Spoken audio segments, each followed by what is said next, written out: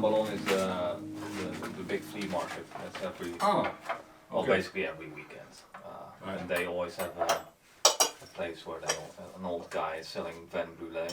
Okay, nice. And we had it, and we got it at 6 p.m. and then it's been the whole day. Oh, it's in the evening. So it's very strong at the end of the day.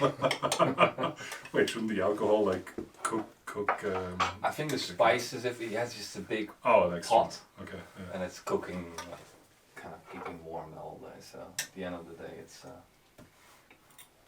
stronger. You might want to salt the potatoes. I actually, I couldn't find. There's a special vinegar, so I made them like the English do the fish and chips. So when I was walking in England, I had like chips all the time, even without the fish. It was just the cheapest option. Yeah. And I really like the potatoes, but with salt and vinegar. Ah, okay. And I've tried. I just took the vinegar we use here, the balsamico. Yeah. It didn't taste. Then I used the apple vinegar because I thought it probably the brown vinegar or the Bianco wine vinegar. The white one. Yeah. But there is there's a special one that I'm picking up tomorrow from the grocery store. And then I will I'll be able to make like, how do you say? A special one shipped in, or they sell it here? I didn't find it in the store, no, I had to order it. Right. The shaving horse was partially built. The shaving horse, partially built for that purpose. Yeah. And then we made a few shingles, but because I had this large that last year just fell on my property. So it had a good size and everything. It was a good one. Huh? But it had the problem of all the wood that grows here, like larch, is just too fast. So it is twisty. And so you can't get. And then your shingles. Your shingles are not straight.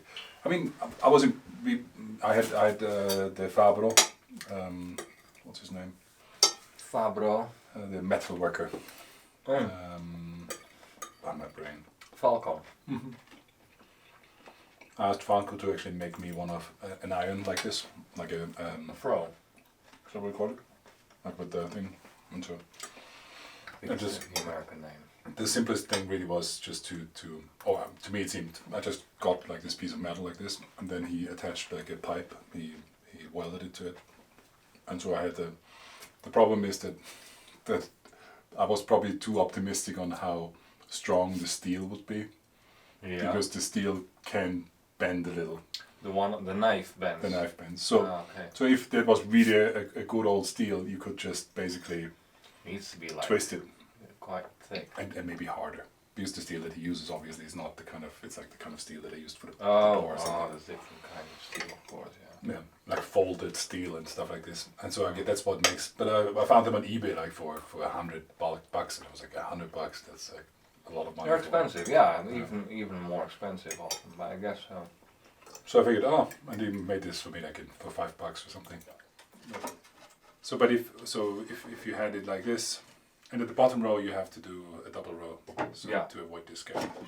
And to save shingles, I actually used just a chestnut plank across, because I was worried I would run out of shingles, and then it was like a half-finished thing, and then I had shingles left over, which was just paranoid. But so if you do it like this now, basically, then you would continue like this. Yeah. So now you have basically. So if it runs here, then it can run here. There is you have basically 3 layers on top of each other. Yeah. And so you get out of a 30 centimeter shingle, you get like 10 centimeters of actual thing. So what would it mean if you had like a 40 centimeter shingle? Then you could still have triple layer, but have a wider, this is now what you would have to decide on optics, you would have a wider. Yeah. So they're not 10 centimeters, but 15 centimeters, for example. Okay. You have like a 45 shingle. There are even longer shingles. So you can, if I say like, oh, I want 20 square meters, they'll calculate it. No, so I have to choose 40 centimeters. So what you get, you basically first have to decide on the length of your shingles. Yeah. So these are 30s, which was just the thing that I had lying around when I bought it, and then I always bought these. Yeah. Because to match the others. But you get, when you get them, you get like a staple, like a 30 by 30, you could almost say, like one of these, like a foot by foot. Mm-hmm.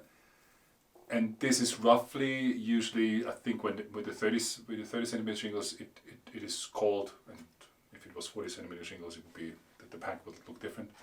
But you get like 9 meters, meaning 9 meters, like in that way.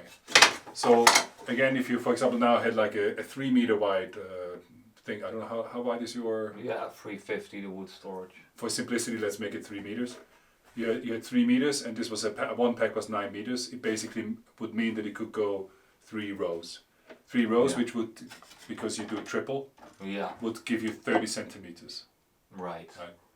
And then so but if you have longer shingles, then you would again, the thing might change. Gotcha. Okay, so they're gonna say like, oh, we have 40 centimeters shingles or 30 available, and then one pack is 9 meters, as you say, or. It depends. With the 40, it might be less because the pack still, they try to keep it in a manageable size, so it might only say 6 meters. But the kind of the meter, we call them Breitenmeter. Breite is like. Breitemaat. There you go, it's like Dutch. Breitemaat. You basically, you have to look at this number and then calculate on your needs.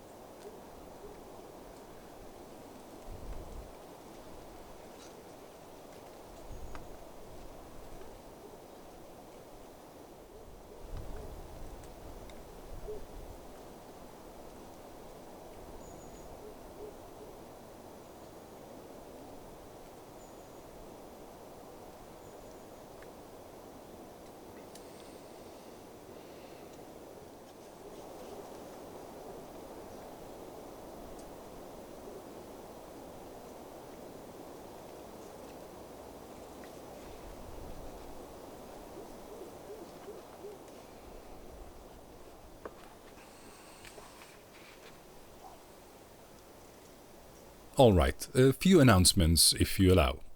First for English speakers. My book about the pilgrimage from Ireland to Italy is now finally available as a softcover.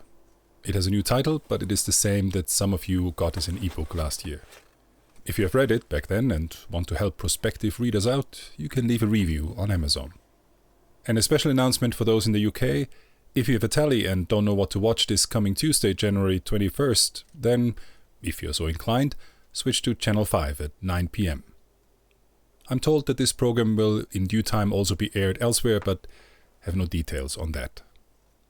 Für den deutschen Sprachraum, weil ich schon wieder bald am Sprung bin, hier die nächsten Vortragstermine. Wenn etwas bei euch in der Nähe ist und ihr kommen wollt, freue ich mich natürlich. Links zu den Veranstaltern findet ihr auf den entsprechenden Seiten von 4kmh.com. In italiano non c'è di nuovo, ma se tra di voi c'è qualcuno che ha letto il mio libro e volete lasciare una recensione, c'è sempre la possibilità su Amazon. Grazie.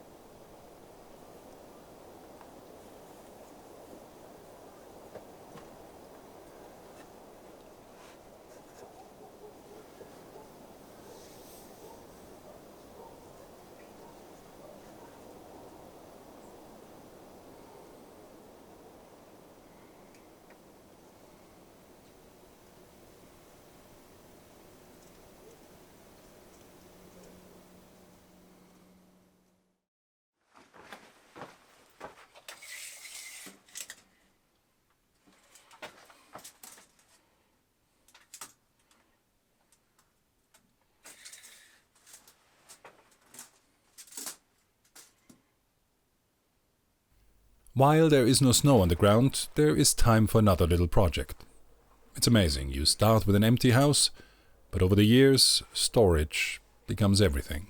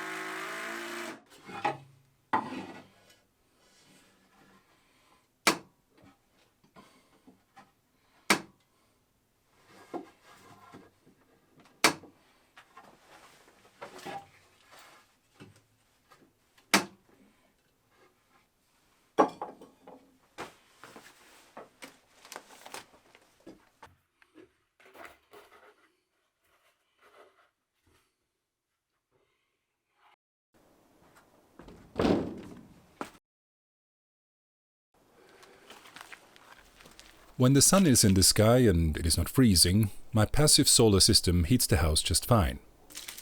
But for the system to work optimally, a cleaning of the delicate acrylic glass is in order.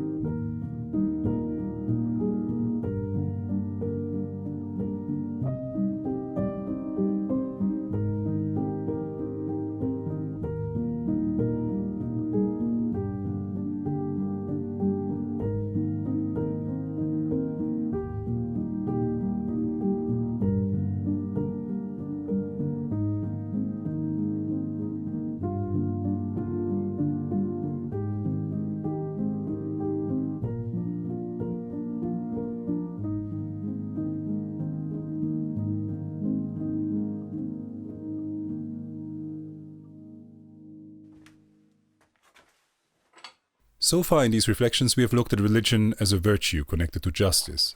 We have seen its concreteness and its truth claims giving shape to interior and exterior acts of worship, corresponding to our nature as rational, emotional and physical beings. And I've suggested in the last episode that the social dimension of our nature makes religion not a mere private phenomenon, but one that, being social, builds societies, cultures, institutions, and shapes civil life. Organized religion in its different forms is not an accident or a corruption, but the natural development of what it means to be human and to hold that some god or gods exist.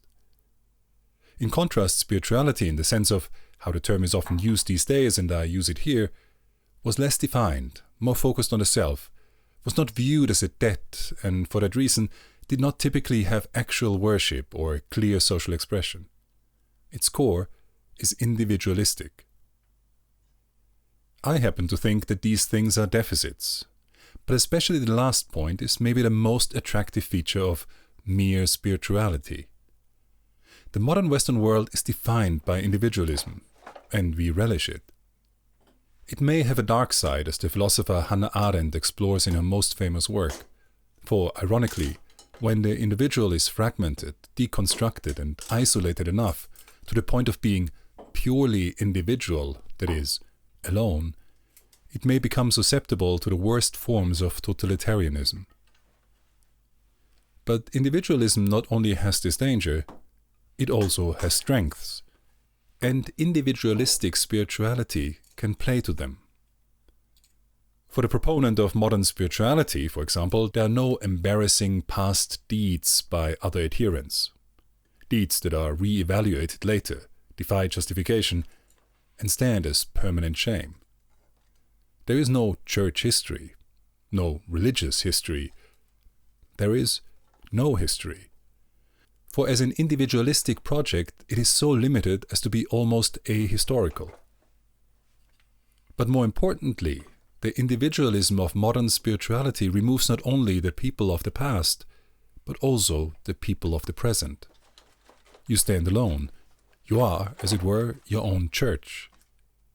And when you look at physical or spiritual abuse that can happen wherever there is a multitude, then no doubt one can see the attraction and value of being and remaining solitary.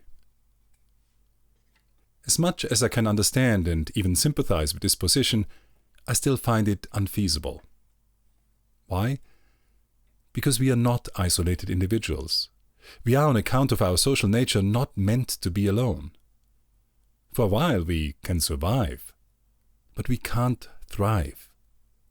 If we really want to be self-sufficient, then the cave is our lot, not the log cabin.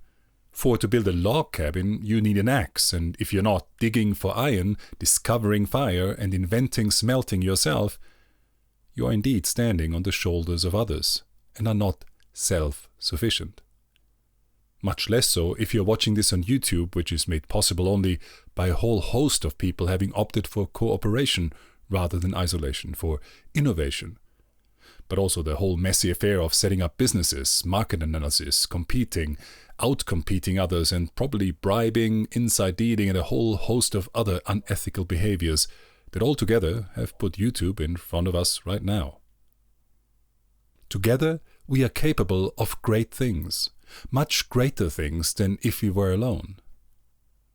But most, if not all of these things, will also be in some way tainted by our weaknesses and failures. When you choose radical individualism, you may prevent some evil, but you also forgo much good. You never start building the west facade of the Cathedral of Reims. You ban into eternal silence the polyphony of Anton Bruckner's Os Justi. Isolating yourself is often a response to hurt. It is very understandable, but it is no path to human flourishing. Yes, if you withdraw, you will not be harmed by flawed people, but you will also not know the joy of friends. If you open yourself to others, you will be disappointed. You will experience pain. But you also have a chance to taste goodness and love. That is the human experience in all its fragility. If you concede this, I think you can concede also the value of organized religion. If it goes wrong, religion, like anything else, is worse than what any individual alone could inflict on the world. If gone right, it is greater than what any individual can achieve. This does not make any of the religions true, of course. That is not the argument here. My point is that individual spirituality may not be so much a solution to a problem, but the often, quite understandable, refusal to face it. I know this from my own life, as readers of Following Columbine will have discovered in the first chapter. So, isolation is not the way. It does not correspond to our human nature. It does not solve the problem or fight it, but merely avoids it. Now, if for better or worse we are stuck with human institutions and thus human failing, how do we best proceed? I would say that we can both examine the structure of these institutions and we can examine ourselves. I will share some thoughts regarding the first here and regarding the second in next week's episode. Concerning structure, I will turn to Christianity for illustrative purposes. Why? Because its organizational forms will probably be the most familiar to this audience and because the spectrum is wide enough to allow for a range of considerations. It will also allow me in the next and final episode to conclude with thoughts that pertain to particular problems of my Catholic faith and how I, being a priest, approach them. But that said, overall I think most of what follows will also be applicable to other organized religions, even if the details are different. Alright, there appear to be 4 main types of organizational models which we find in Christianity. The first is the congregational model, seen for example in Baptist congregations. It has for the most part a democratic structure in which all members have an equal say. The community decides. The second is the presbyterial system, which has also a democratic bent, but one that is less direct. In the presbyterial system, the members elect elders, and these elders then lead the congregation by exercising legitimate authority, conferred to them by their congregations. Most of the movements that have their origins in the Swiss brand of Reformation have such a structure. The third is the episcopal system. In the episcopal system, the leaders may be elected, as is the case in the US Episcopalian Church, or designated top-down, as in Anglicanism and most other cases. The Eastern Orthodox also follow an episcopal system. There, for historic reasons, churches typically followed the borders of nations and showed a greater ethnic unity and being linked closely to the secular rulers of those realms. Consequently, there is a Russian Orthodox Church, a Romanian Orthodox Church, or a Serbian Orthodox Church. These autocephalous churches, meaning churches having their own head, govern themselves. They can act in unity through tradition, church councils, and synods, or they can be separated from each other through schisms and excommunication. The fourth model is that of the Catholic Church. I say Catholic Church and not Roman Catholic Church because unbeknownst to many in the West, the Catholic Church with its Pope actually consists of 24 churches, of which the Roman Church is only one, albeit the largest. There are the various Byzantine Catholic churches, the Chaldean, Melkite or Maronite Catholic Christians, to name a few. They all have their own rites, traditions and customs, even married clergy, but they accept the Pope as the head of the one Catholic Church. And that universal jurisdiction of the Pope, and as I should say, his very limited power, often misunderstood by critics but perceived by Catholics as in service of the unity of all these churches, is what differentiates the Catholic episcopal system from the other episcopal systems mentioned. More could be said, but not here. Now, I imagine the sympathy of many secular people today will lie with the more democratic structures. Modern democracy is the fruit of limiting power. In that enterprise, the separation of the legislative, executive, and judicial branches of government has an important function. In the realm of human affairs, democratic decisions through consensus or compromises are not only a valid, but a valuable approach, for all can contribute from their own experience. But the obvious problem of any democratic model arises when its concerns are not practical affairs, but truth. Truths cannot be established by a vote. Think of any truth claim of science or religion. I'm not suggesting that science and religion are the same. I'm only saying that either of their claims are such that they cannot be determined by a vote. Truth is not about numbers. And that is a chief difficulty that a democratic model of organized religion has to face. Protestant communities try to overcome this difficulty by one of two ways. They either propose that the source of their religion, namely the Bible, is so clear that it cannot be misunderstood, or they say that every true believer has the Spirit as a guarantee that will not let him err, at least in anything important. This sounds fair and good, but does it bear out in history? Well, the Reformers could not agree on so fundamental a question as baptism or the Eucharist by consulting the Bible alone. Lutherans soon persecuted deviant views such as the one of the Anabaptists, and later sects splitting from Protestantism would use the same Bible to deny the Trinity, Sunday worship, and a host of other things. The supposed clarity and sufficiency of Scripture proved a practical illusion as soon as two people put their heads together for long enough. What is worse, all claimed the Spirit as the infallible witness for their own interpretation. In a way, the Reformation had abolished one pope and set up 1,000 in his stead. The myriad of Christian denominations that are split among themselves are the tragic legacy of a project that doubtlessly had set out to counter the very human failings that were visible in many members of the Catholic Church. The old apostolic churches with an episcopal order, though they may at times also suffer from disunity, and a disunity in some cases that goes back much longer, interestingly display a much greater unity in doctrine. Some of the splits were indeed mostly over the understanding of words that have since found some resolution through dialogue. Why is that? The old apostolic churches also reference Scripture and the Holy Spirit, but there is something else.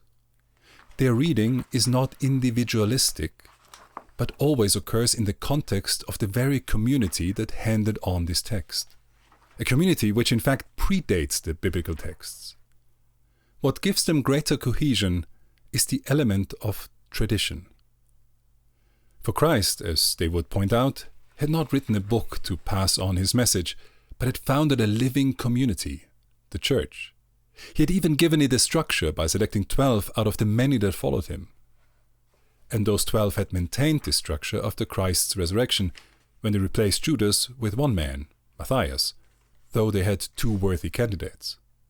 They also laid hands on 7, and not 6 or 8 men, for the special office of deacons in the church.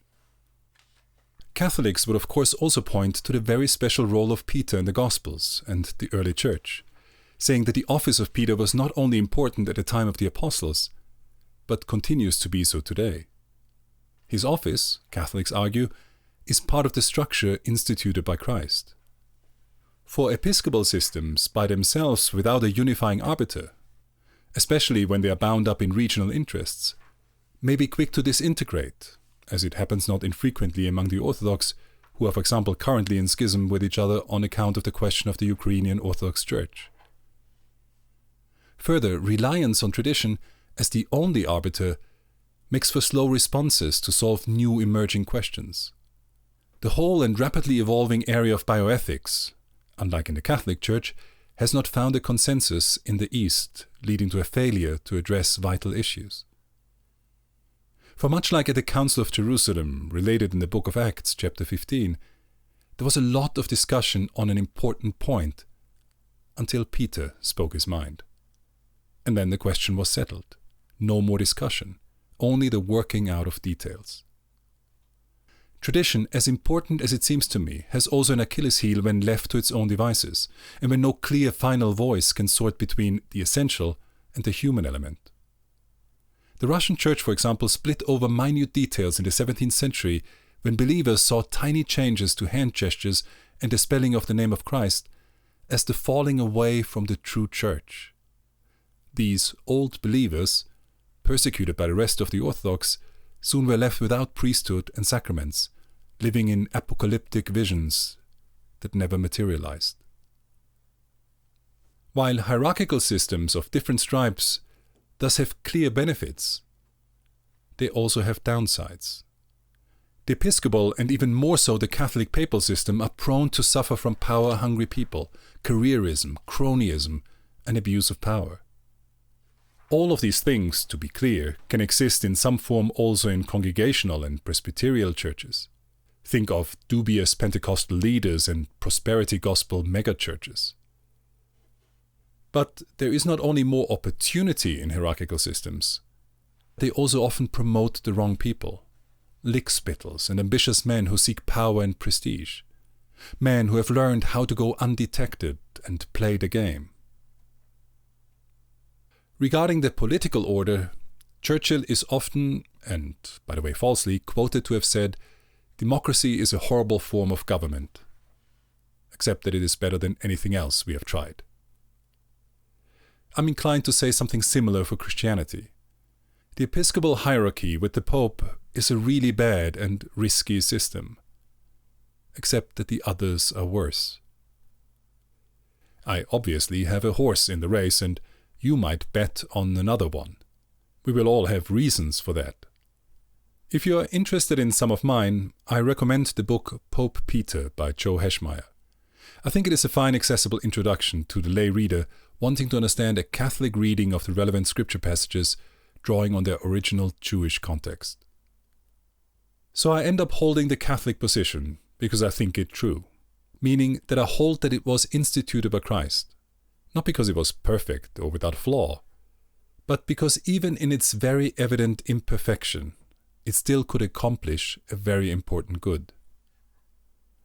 But given that I myself have called the episcopal system, even more so with the Pope, prone to the particular ill of power and its abuse, I think I owe you all an attempt to explain how I navigate this danger and what I suggest to mitigate the risk that it poses to all believers. I will try to answer this in the next and final episode of the current series.